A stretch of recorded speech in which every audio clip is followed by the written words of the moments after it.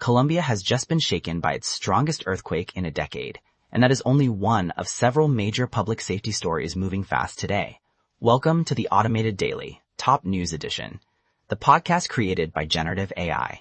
It is August 11th, 2026. I am Trend Teller, and here is what matters right now. This episode is brought to you by Prezi. Prezi helps you create stunning AI-powered presentations in minutes. Find the link in the episode notes. We begin in Colombia, where a major earthquake has been described as the country's strongest in 10 years.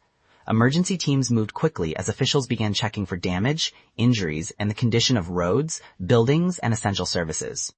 Events like this can ripple far beyond the first shock, because even limited structural damage can disrupt transport, power, communications, and local business activity across a wide area. At this stage, the biggest question is how severe the after effects will be once full assessments come in. Staying with public safety, a Salmonella outbreak is also getting national attention. We still do not have all the details in front of us, but the fact that it is leading major U.S. news coverage suggests health officials see it as significant.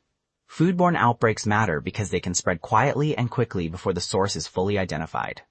That usually means consumers, retailers, and public health agencies are all watching closely for warnings, recalls, and advice on what products to avoid. In U.S. policy news, Donald Trump has signed an executive order centered on childhood vaccine recommendations. This is one of those moves that can carry effects far beyond Washington, because vaccine guidance often shapes what families hear from doctors, what schools require, and what insurers decide to cover. It is also a politically sensitive area, so the order is likely to fuel both policy debate and close scrutiny from medical experts looking at what it could mean for public health messaging going forward. Overseas, Libya is dealing with a major blaze after an attack on a petrol tank.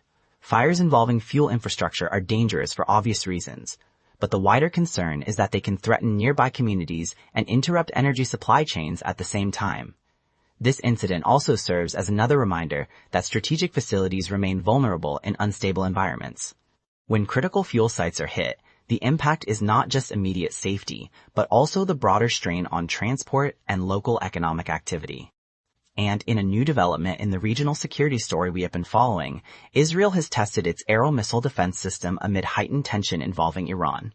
The test stands out less for the hardware itself and more for the message it sends. Conducting a defense exercise at a tense moment is a signal of readiness, and signals matter in this region. Even without direct confrontation, actions like this can influence military planning, political messaging, and the overall temperature of a very fragile security picture. Thanks to our sponsor, Call. Call provides agentic cloud telephony for modern businesses. Find the link in the episode notes. That is your top news edition for August 11th, 2026. If you are following any of these stories, especially the developing earthquake response in Colombia, stay alert for official local updates. I am Trend Teller, and this was the Automated Daily.